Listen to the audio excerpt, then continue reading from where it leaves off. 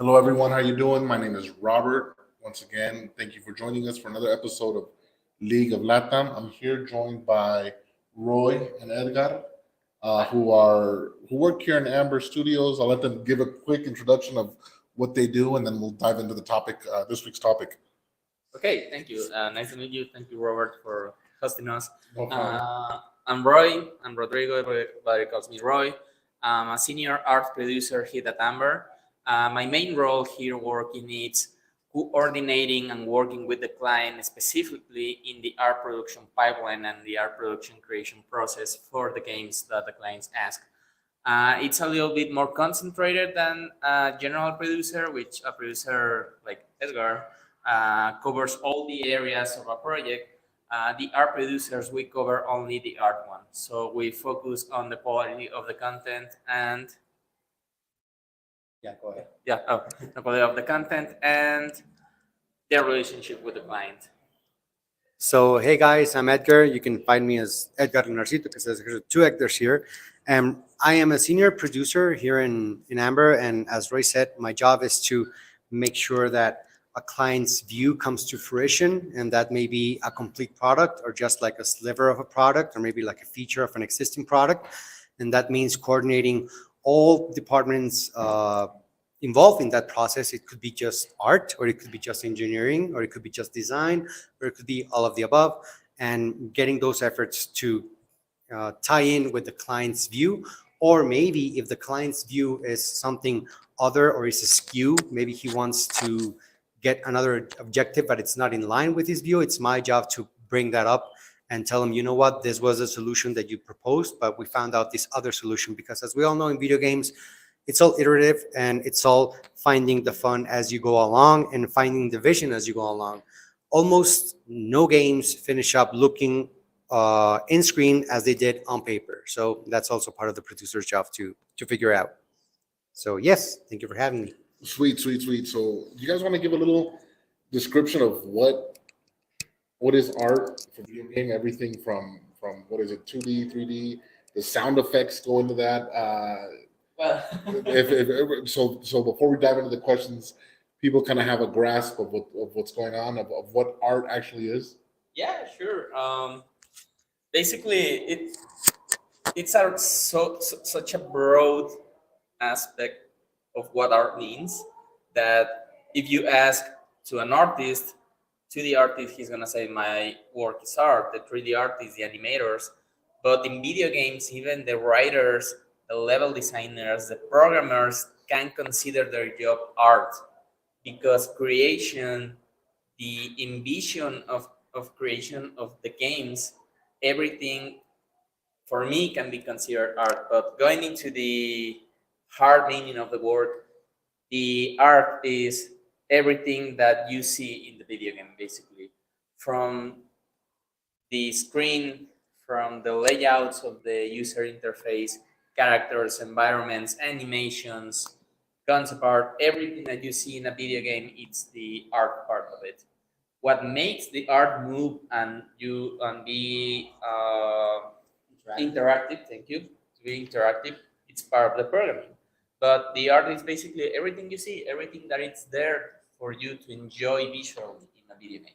Awesome. I thought it was pretty cool that you guys included programming in the art, because I guess there is an art to it. I mean, if you don't have well, it's a little different, but yeah, I think it's cool that you guys acknowledge that. I hope that engineers acknowledge your stuff as art as well. Yeah, it is. It is. Yeah, I would say, yeah, exactly. You nail in the head everything you see on screen. And there's a lot of stuff that goes behind that you maybe not see on screen, like a lot of concept art, or for every 3D model that you see on screen, there was previously a concept artist behind that, maybe doing like a turnaround of the model itself. So everything you see on screen and what helped getting that on screen is also what considered art. There's this semantic problem where you say that if you're like a designer in video games, it mostly means that you design the experience and not you did the graphic design, which is something that at least in Mexico, we bump heads about that, because when you say I'm a designer, people expect you to be able to draw, model, and whatnot. And it's my case. I say I'm a game designer. That means that I can't I mean, that doesn't mean I can draw because I really can't, but it means I can come up with things that would be good to draw for that experience, maybe. So yeah, that also.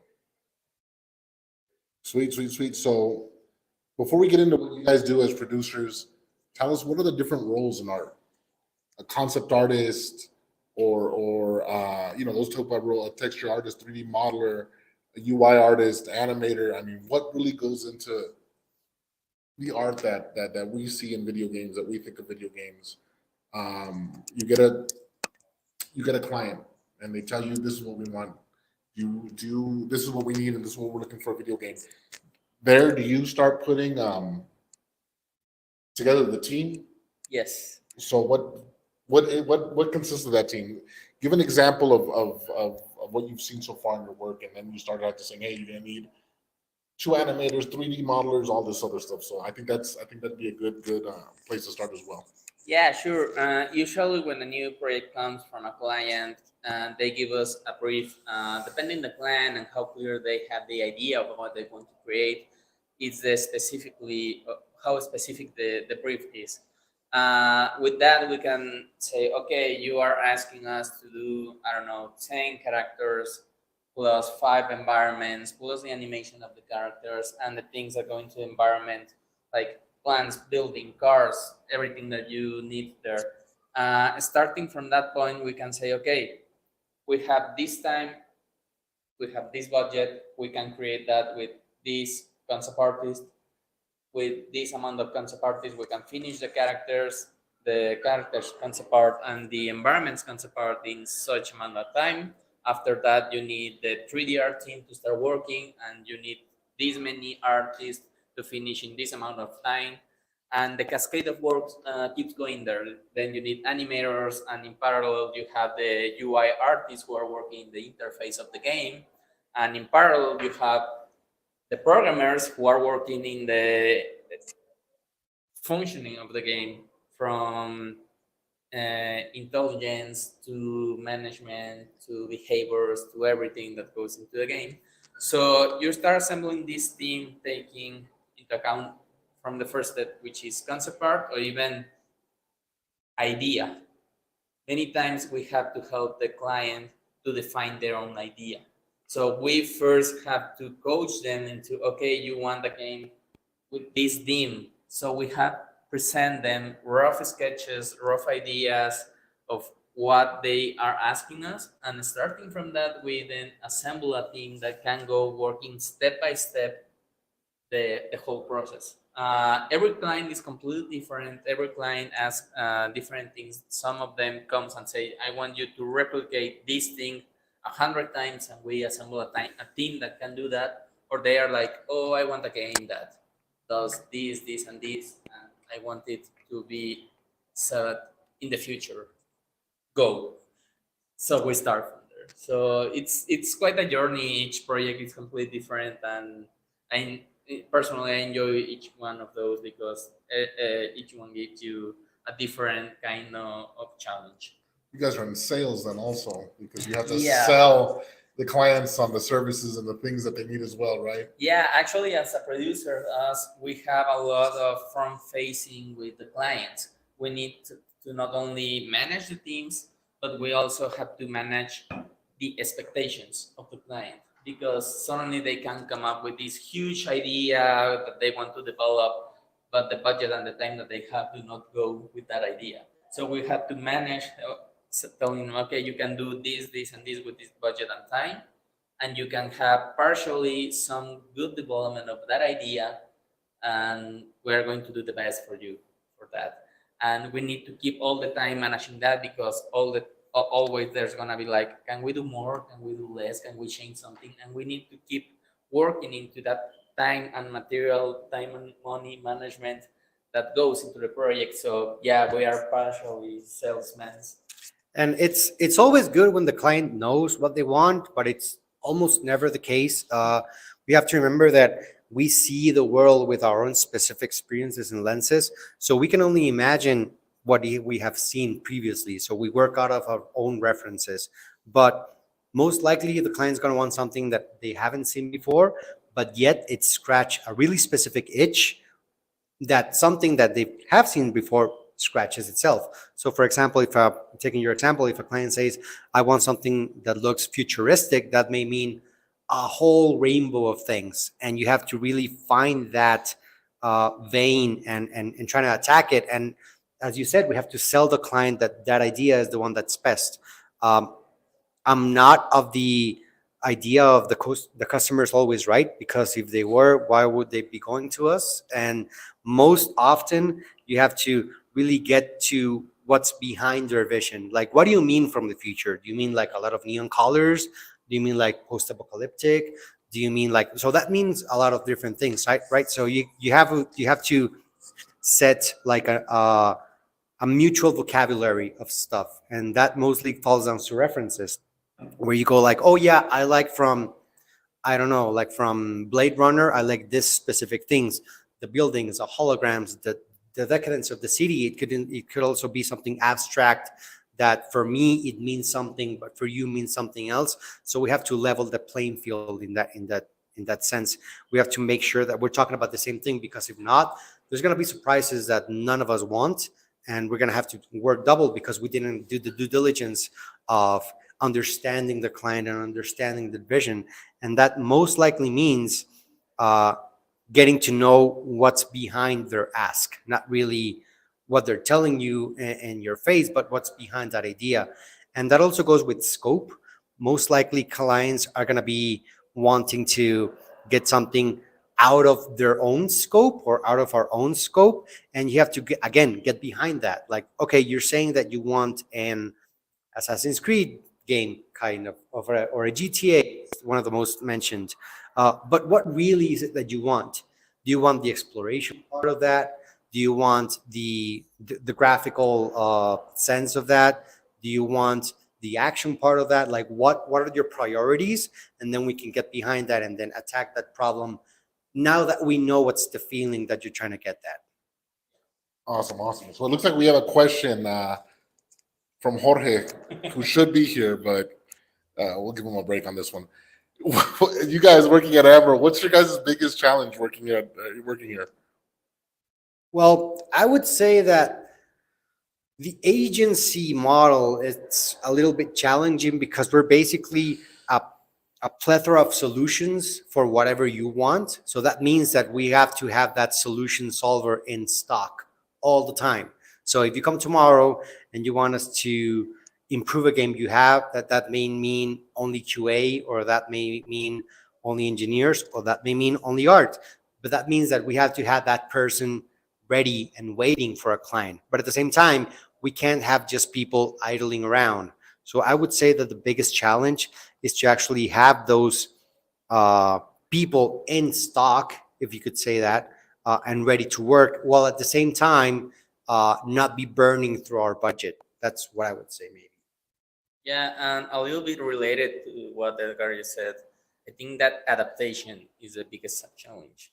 As I mentioned earlier, every project, every client is completely different. It needs different resources, and even the resources, obviously, the teammates.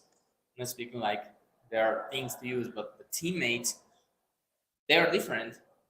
Each 2D artist is specialized in something different. Each 3D artist specializes in something different. So when suddenly a client comes with a really specific art style and a really specific idea, assembling a team with those roles that will fulfill the idea and will create the art specifically as the client asks, it's challenging due to this agency model, because it's suddenly like we have this pool of people to work with, and suddenly each producer has like the favorite team to work with. But suddenly that favorite team that you have are specialized on stylized art, and suddenly someone comes and they want realistic art. So you need to start looking and forming a team that can work that kind of style. So this adaptation and being open to always changing, I think that is the biggest challenge. And as a challenge, it's not something bad. It's something interesting for me because it makes you grow. Well, challenges are always good. I feel like it gets you out of your comfort zone and really makes you think on how to solve different problems. right now you were talking about different artists. You might go from stylized to a different type of art form. Do you look for artists who are generalists or artists who are specific in something? I mean, going back to what you were talking about, looking for someone, by making sure you get a client and making sure you have those roles to fill for those clients. Is a generalist better? Is someone who's really specific in something, in some type of art better? A generalist might be good because they're not on the bench as much, but they might not have that eye, that small little detail that will take something great to something amazing. That's interesting to answer. I think that it's a combination of both. Right now, giving an example in the project where I'm working on, it's a stylized project, right? But we didn't have enough people with the stylized skills to work with. So what we did, I arranged the team to work in a cascade way. So the three generalists. What's a cascade? By steps. Okay. One artist creates one part, the second artist creates a continuation of that part, and so on and so forth. Okay. So originally we had artists who created the asset from start to end, but then we got a change. And now that we do is we have generalist artists who are really good 3D artists, create a 3D model completely, and we have a specialized texture artist on a stylized style, and then they take the model and create the textures. So this is part of the early challenge we were talking about, adapting. First, we had a team which each person could complete the task from start to end. And now we have people who makes parts like in a production line. So when we're looking for resources, many times it's better to have, in my opinion, a bigger pool of generalists because they can adapt easier to a wide variety of projects. But also having specific roles will help you to suffice and cover those areas where the generalists cannot get a grasp of it. I would say I'm partial to the generalist part of it because, and that's probably because of my background, because I come from an indie background where you don't have that many teammates and you have to make do with what you have. But I do agree that sometimes there's a really specific thing that the client wants that it's going to take too long for someone to learn it and perfect it and then deliver, that it's better to just hire someone that does that specific thing. So in your role in Amber, when that comes up, do you go outside or do you look for what you have, or do you say, hey, you know what, I know this independent studio or I know this independent contractor, and say, you know what, I need this dude for 2-3 weeks. Exactly. We need him. That's what happens because we don't, like, for example, if someone's looking to do, I don't know, like an NFT of a really specific body part, like a nail NFT or something, and that comes down to a really specific skill set in Unreal, let's say, I don't want to hire that person to be on the payroll because after that client's gone, what am I going to do with that person? Like, am I going to find someone else that looks for that specific thing? So it's easier to just outsource the job to someone Get a else. mercenary or something. Yeah, Exactly. Unfortunate. So we have another question. How hard was it to get your position in the studio? Or what do you suggest to get a job in the industry? Well, my case specifically, it took me 8 years to get here, and that doesn't mean I was applying for 8 years, of course, but I've been in the industry for some time, and that gave me the skill set to be able to apply for this job and be considered for this job. I wouldn't suggest doing that. What I would suggest doing is just start doing stuff. So if you want to get into video games, there's no way around it. Don't wait for the perfect opportunity. Don't wait till you have time or vision, or even don't wait till you have the teammates. The entry level barrier is really, really, really low now in video games. You can basically get a video game done like that. And now with like ChatGPT and that kind of stuff, you can really wet your feet in like a weekend. And I would say do that. So if you're interested in video games, do something about it, because that will build your portfolio to when you actually apply for a job. And that may mean that you're in junior high school and you start doing stuff right now. You can do stuff on your own, or you can also look out for game jams or that type of stuff. Those events are really good because it's like the rubber hits the road in terms of you think you want this. Let's see you do a game from beginning to end and actually finish and ship something, even if that means publishing in itch.io.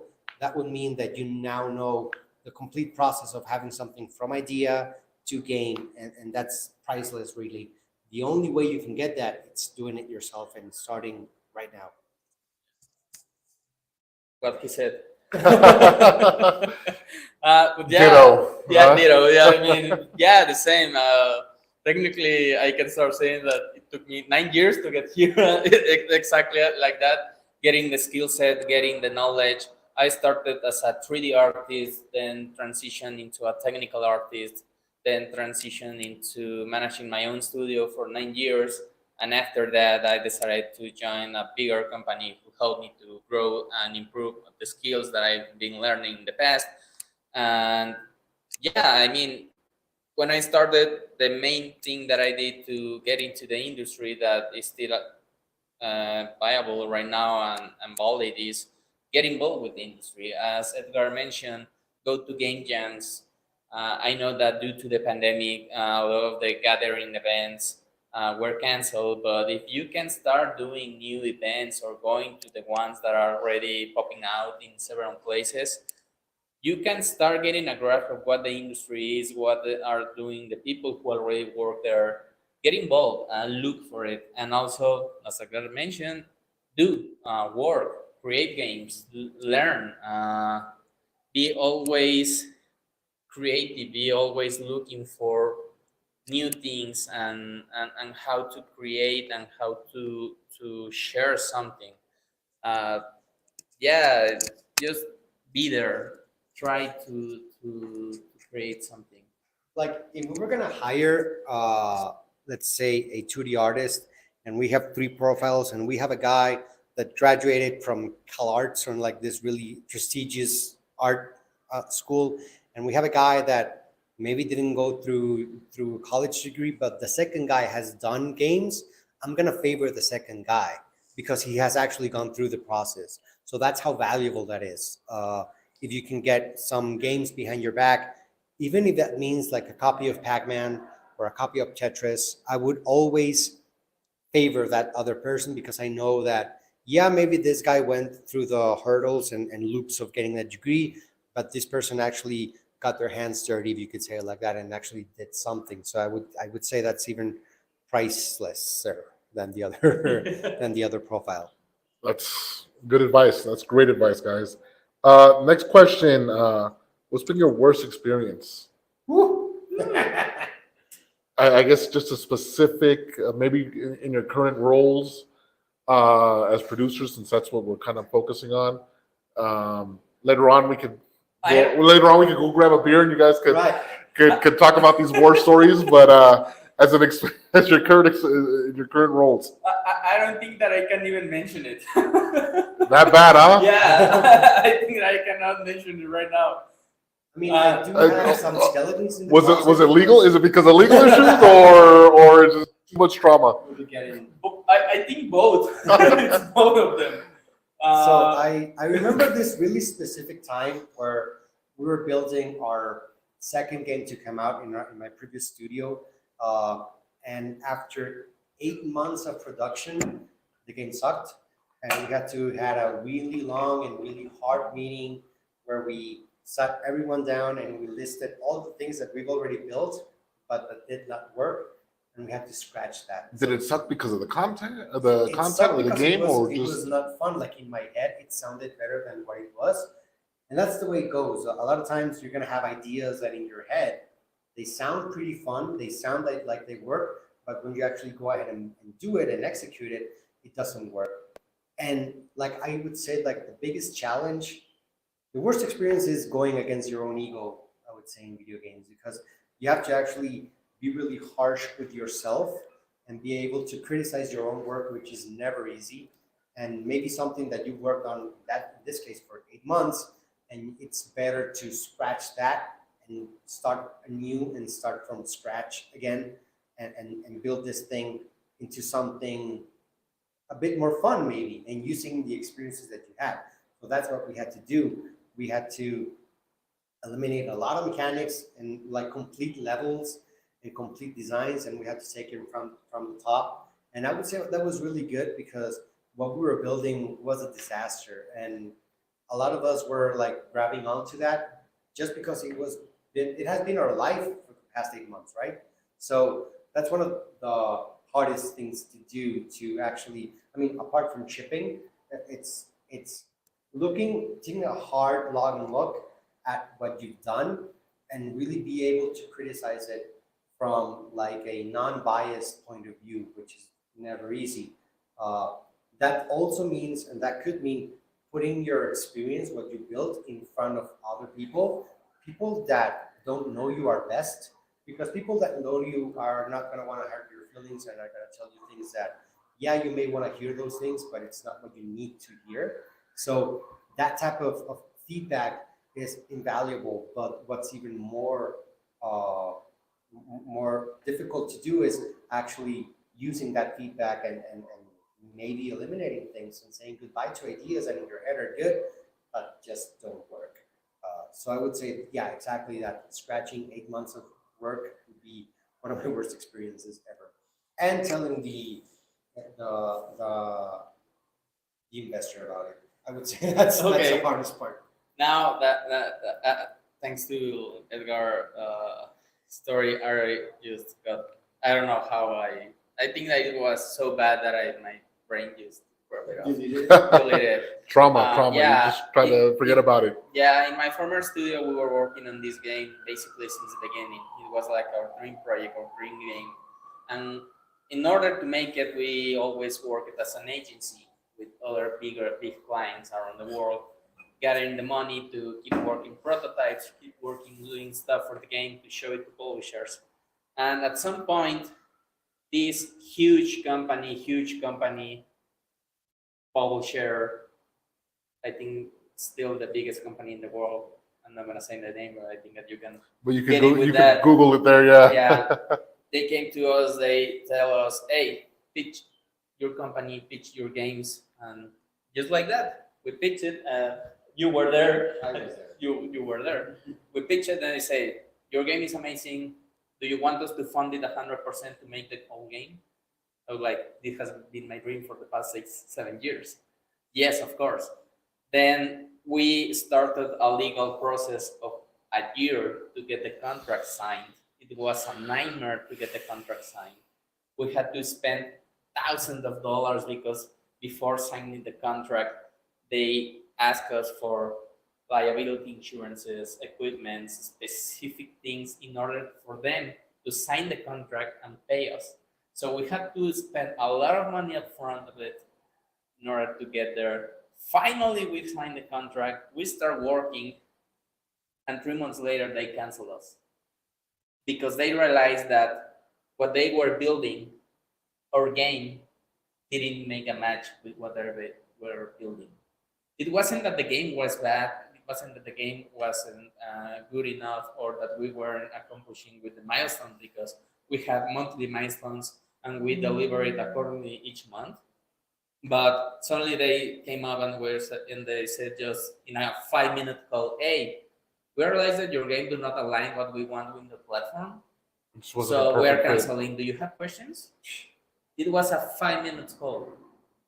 It just wasn't a perfect fit, man. I can't believe it took them 15 months. Yes, 15 months to realize that it wasn't a perfect fit, and suddenly, after all this effort, after all the expenses, after all this illusion, they came in a 5-minute call and said, "Hey, you know what? You're out because it's not a fit for us." That's a nightmare. That's not even a worst story. That's a nightmare. Yeah, I think that's the worst story that I have making video games. Got it. That's horrible. Yeah. So next question, what about game design in LATAM?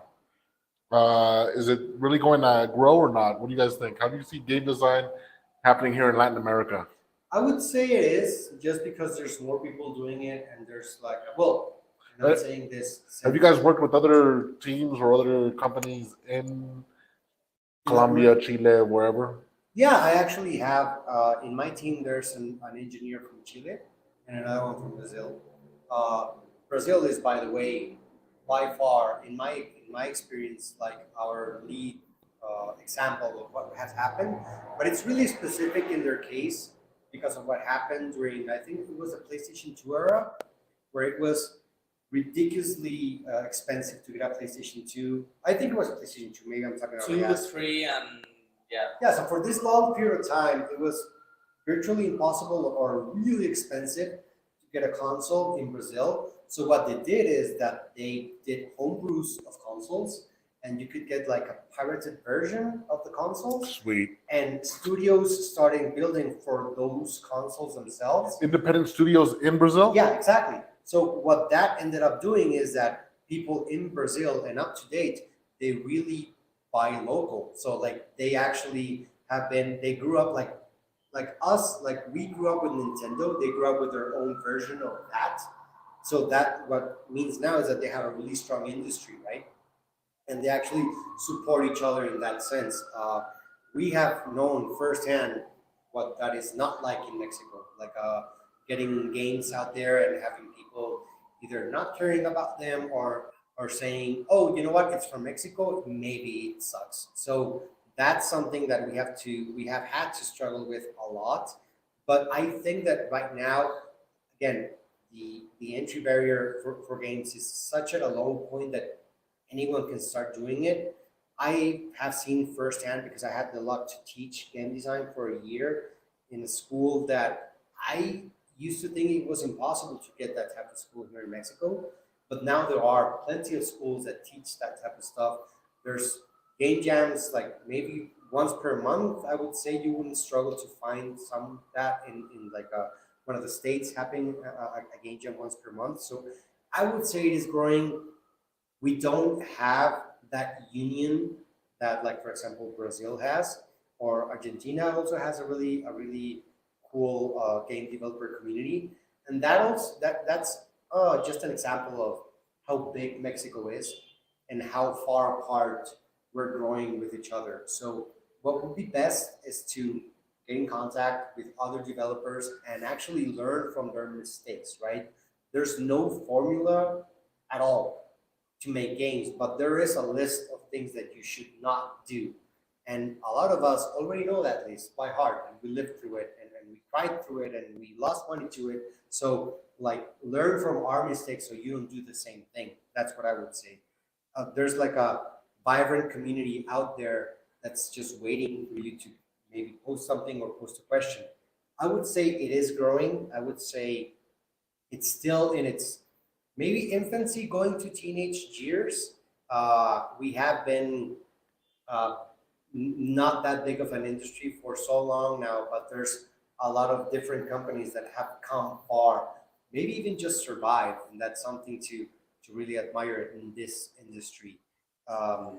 So yeah, I would say it is growing. I have faith in game designers in Mexico, but we definitely have a culture problem in the sense that we don't really like buying a certain type of product if it comes from Mexico. Like if I say, you're gonna buy a video game, choose, do you want one from Japan, or from Canada, from the US, or from Mexico? I'm betting to say that the last choice is gonna be Mexico, because we have this preconceived notion that we can't do quality stuff. So that's the biggest hurdle I would say we have to overcome. Yeah, definitely. And also something interesting about how game design is growing in Latin America is that if you go or see the places where the big industry players are, it's because they had these huge companies, right? Canada has EA, has Ubisoft, has France, US, has all these huge companies, and from those companies, when people leave those companies, start creating small indie studios, which helps the community grow. In Latin America, we are doing that backwards. We are growing from small cells, from small indie studios, and those indie studios are joining then later those big companies. Are getting absorbed. Yeah. What? So hold on. There's a few questions that I have. Edgar, going back to you when you talk about um, not wanting to get or buy Mexican products or produces. Why do you think that is? And Roy, same thing. Why do you think the process is backwards here in Mexico? You guys can answer. Go ahead and the way you want to. I think there's a really huge taboo of us following American companies or us looking outwards for tech solutions or tech stuff. That it's really ingrained in us. I wouldn't know why that is. Maybe it's this term that we have called malinchismo, which is you automatically say if it's done in Mexico, there's something wrong about it, and that's just self-love. Self-loathing. Self-loathing, yeah. Like a lot of people, whenever I talk about Mexican-made games, they talk about Guacamole from Dreambox in Canada, which yeah, their art director is Mexican, but that's it, full stop. Like that's about it. But still, I've seen like big issue magazines or TV news sites that portray that as like an example of Mexican game development, which is not at all. And I would say that's also part of us looking at something from the lens of a conquered nation instead of a conquering nation. And I would say that goes deep, deep, deep, deep in our history. I don't know why we still have it, but there's like a lot of like a social way that we haven't been able to shed off and actually start looking at our own stuff as good. I would say that's less now, but it's not because we see Mexico as a cool producer. It's just like globalization is so big that nothing really belongs to one country anymore, or you don't see it that way. If something comes, like for example, from Canada, you may see it. Oh yeah, this is a really cool Mexican product. That doesn't mean that it was done in Mexico, but it represents Mexico. So I would say that that's something cool. In my really specific case, in my studio, we did games based on Mexican culture, just because that's something that I'm really passionate about. And every time we announced something or we just talked about it, there was always a lot of comments saying that, oh, here we go again, Mexicans doing Mexican stuff. So there's this idea that Mexican developers only do Mexican stuff, but I look around and I don't see any other Mexican tradition type of thing. So it's just like this. I don't want to see that there because I relate this to something that is so pedestrian. I've seen all my life. I want to see something different. But at the same time, we're so ignorant of our own culture that we can't really imagine some like fantasy scenario out of our own culture. Like, yeah, we can see like robot ninjas and we can see like phantom Vikings and we can see all this other lore out there and we buy it and we like it and it's cool. But if we translate that same, if we change the Viking with Mayan, or if we change the ninja with Aztec or something like that, then we automatically start putting points down for it. What's interesting is that to butt in is you see a lot of global or massive companies looking for talent and developers here, but it's hard for I guess our own community here in Mexico to kind of accept it.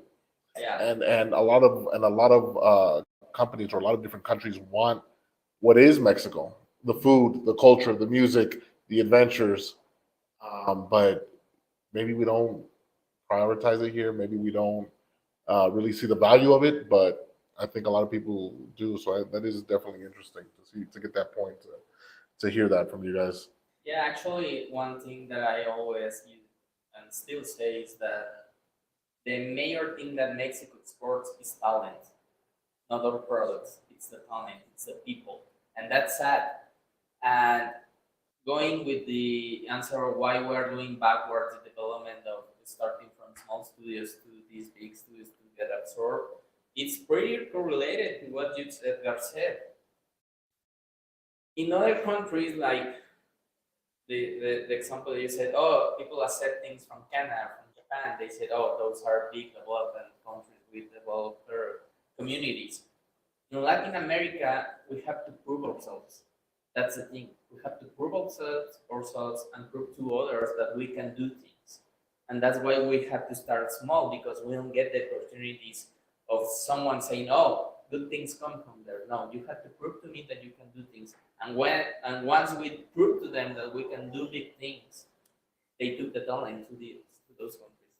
And we know it's not, sorry, and we know it's not the content, because we see stuff like Coco coming out from Disney, and it's the exact same thing that would have been done here if given the resources, and people just ate it up. And we keep seeing things like, for example, Guillermo del Toro winning Oscars, but he had to trace his way in the US first to be able to get there. And yeah, that's kind of weird that they have the vision to see the talent behind that, and we don't.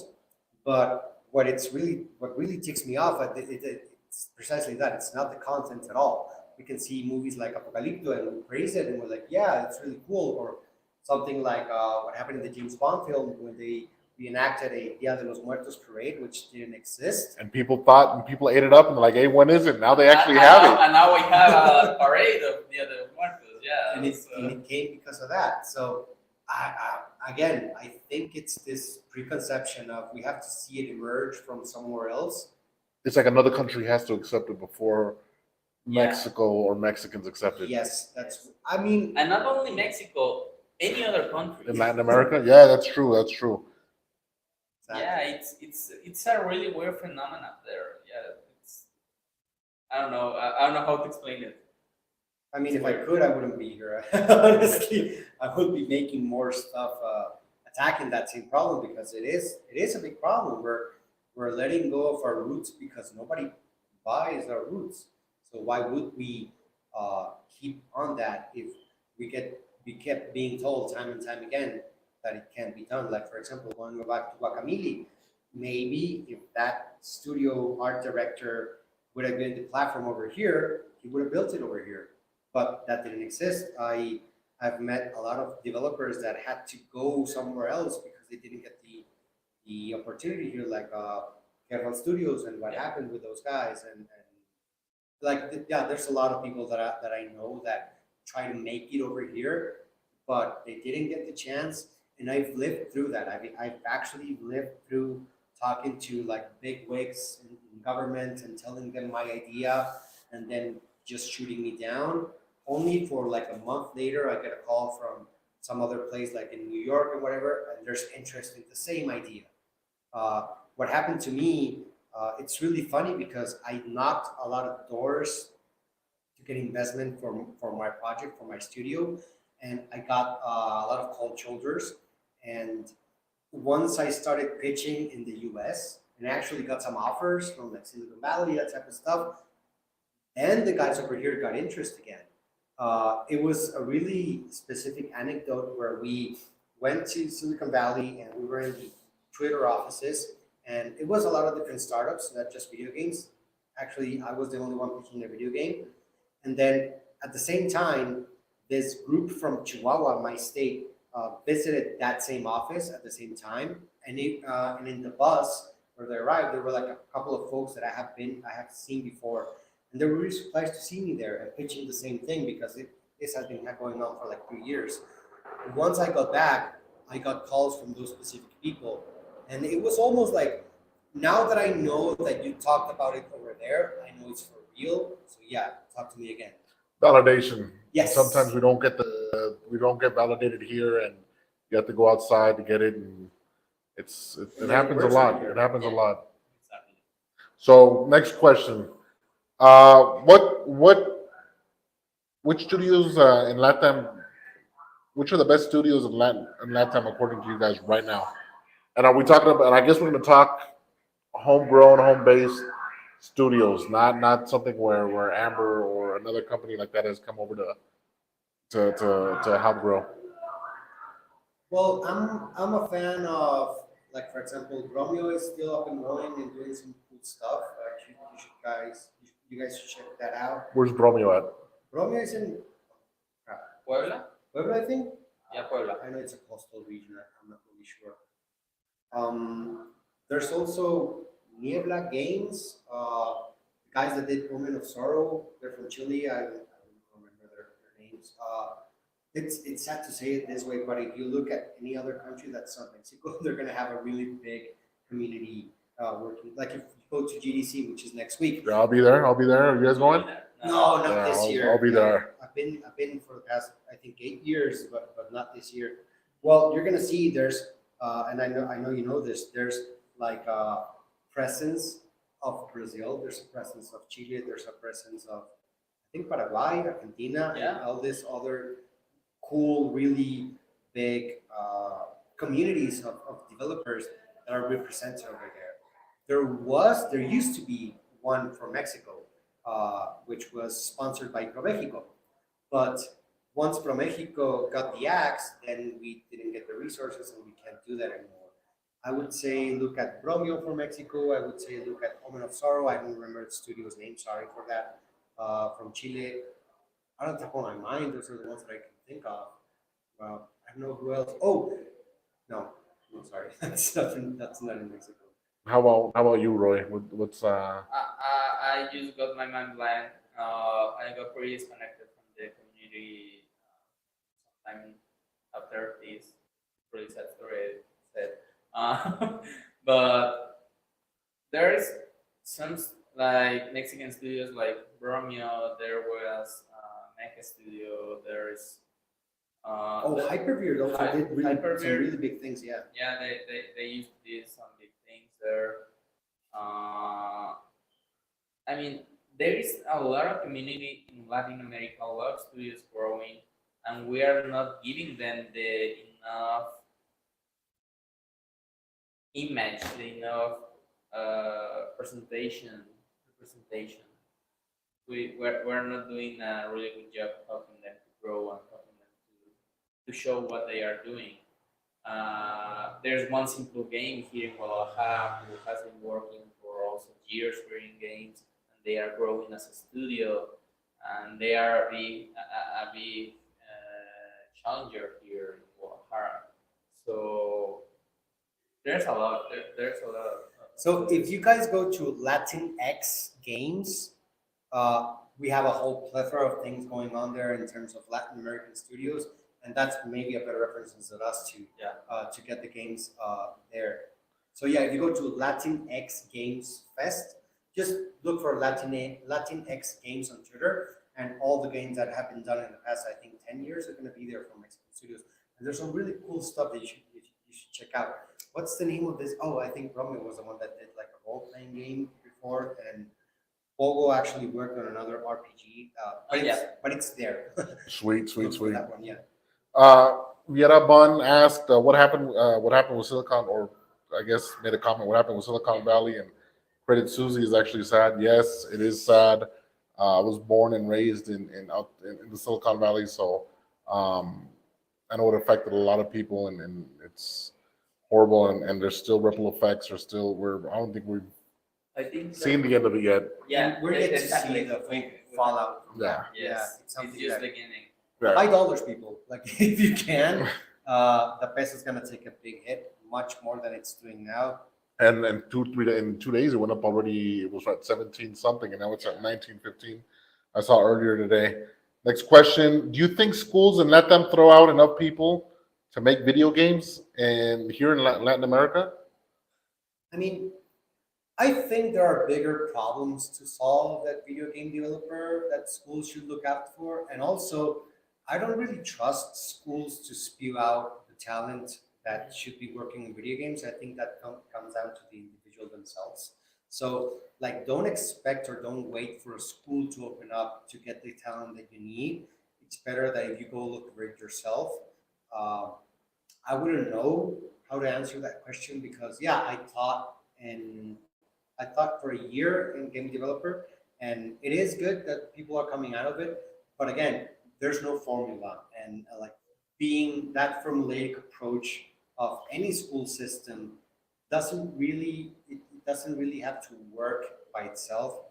You have to get inspired by any other thing other than school. Like I know that if I could have, I would have gone into a game developer school, and I'm almost sure I wouldn't have made it because I wouldn't have developed the skills that actually got me here. Because like everything that I know from game development, game design, and all that, it's adjacent, and it's something that I had to look through myself, and I had to actually teach myself how to do that, and that's the best approach, I would say. Yeah. Being specific to the question, yeah, the schools are spilling out a lot of people who wants to make video games.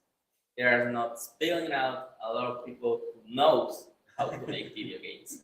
I studied video game development in a university here in the city. I'm from the very first generation of students of that major in the university, and unless you really focus on that, you wanted to create video games and put like 200% of your time to create the games, with what the school teach you is not enough. So you guys would just say trial and error, your own. You got to go out and do it and actually practice. Practice A all the degree. time. If you are in school learning game development, you need to put 3 times what the school is teaching. You need to change That's- schools if you're in school for game development. No, I'm just kidding, but just like realize there's a lot of roles that go into video game development. yeah, that's You can study engineering, you can study art, you can study writing, you can study music, you can study a whole. Like I studied company management, which is nothing to do with video games, but it is adjacent to that. I would say build your skill set broad enough that you can, if you want, go in that direction. But if you can't, maybe you have something to fall back on. At least that's what I mean, I've had this conversation with my daughter. She's 15, and she told me that she may want to go into game development. Yeah, I like from my own experience, no, go into something else that you can fit into game development. But it's much more convincing if you go at it in your own, like if it's not your hobby but your passion, not just something that you have to get done for school. Sweet. So we're gonna start wrapping up right now. I want to ask you guys, what advice do you guys have as game producers? What advice would you have to someone who's watching this, whether it's in Guadalajara, Medellin, Santiago, Chile, to get where you're at, to really get that experience, to really follow their dreams? Just do it. Right. I mean, yeah, it's take a step forward and start getting involved in the community. If this is what you want, you naturally are just going to start getting involved. And reach out, reach out to Amber, reach out to us individually. I've yet to meet a game developer that isn't willing to help another game developer. This is a really embracing industry in my experience. I've only met one guy who's not open to talking to other people. Probably it's the same guy that we know. Yeah, I think it is. I'm not afraid to say it, like Jonathan Blow and he did some games like Raid and stuff like that. That's the only guy, but again, he's a genius. He can go with it. Even Kojima say hi to me, and I'm like, no one. This is an industry that, in my experience, if you ask for help, people are gonna help you, and if not, they're gonna get you someone that can help you. That would be number one. Number two, don't shy away from AI. I've been hearing a lot of backlash from this AI. Like, Don't do it, man. yeah, it's Don't shut up. you're not gonna stop it. I'm sorry. You know, it's coming. It's coming. It's definitely coming, and I've used it in a lot of things for help. So I think that's good advice. Yeah, learn to use the tool instead of shying away from it. That's what I would say. And start doing stuff. Reach out. Go into h.io. Look at everything that's there. It's something that you can do in a week. Well, maybe not you, but it's something that you can definitely start to get to that level. And that's something that's gonna at least tip your toes in the waters of game development. That's what I would say. Yeah, and a lot of those games that you see in HIO are games that later get publishing deals because they are so good and they are so minimal but fun that's the major point of a game, to be fun. many aspiring game developers forget that a game is supposed to be fun. Yeah, there are walk simulators that I don't like that name, but they tell you story and still it's good and they have their audience. But the game should be fun. It's the major point. It's the main point of a game, and many developers forget that. And you can go to itch.io and find a lot of games that are incredibly fun, and later you see those on consoles and getting huge deals and getting promotion and sales and everything, and it's probably 1, 2, 3 guys making a really fun game, and they enjoy it, and that's the main point of making games. Oh, and something that's really important, like ideas don't really matter, in my opinion. Like what matters is execution of those ideas. Yeah. Never shy away from sharing your idea because you fear that someone's going to steal it. That never happens. I mean, it has happened, but it's not going to happen with you. Like I have a lot of conversations where people are unwilling to tell me their game idea because they're afraid that someone's going to steal it. That's very Latino, right? That's very Mexican. Yeah, my mom was saying, no le cuentes a la gente las cosas porque te van a robar tu idea. Right, I know. And that is very, very Mexican / Latino. So. The truth is that the only way that you're going to prove it's a good concept if you get it out there. Like for example, if you play Baba Is You, like the graphics from that game are shit. Sorry for my French, but it's almost nothing. But the concept itself is bulletproof, and it can work with everything. If you have a good idea and you execute it well, you can disguise it as any story with any graphics and anything. It's still going to be fun. But the only way you get there is that you prototype, you iterate, and you get it in front of people. Yeah. Sweet. Guys, I really appreciate you guys joining me today. Edgar, Roy, do you guys have contact information, emails? You guys want to let these people know if they want to have any questions? Sure. I mean, you can find me as Edgar Lunarcito. That's Edgar Lunarcito in practically any social media. And yeah, my DMs are open and I can help out. And you can find me as Rodrigo Arechiga on LinkedIn. That's the major platform where I can get in contact for this kind of stuff. I don't use usually social media for anything else, but seems stupid memes. Good. Like that. You're doing good, my friend. Yeah. So yeah, if it's something serious question regarding industry development, anything, look for me on LinkedIn. That's gonna be the best place. Sweet, guys. Once again, thank you for joining us for this week's League of LATAM. I'll be in GDC next week, just figuring out how we're going to be live. Gracias. Tune in. See you next week.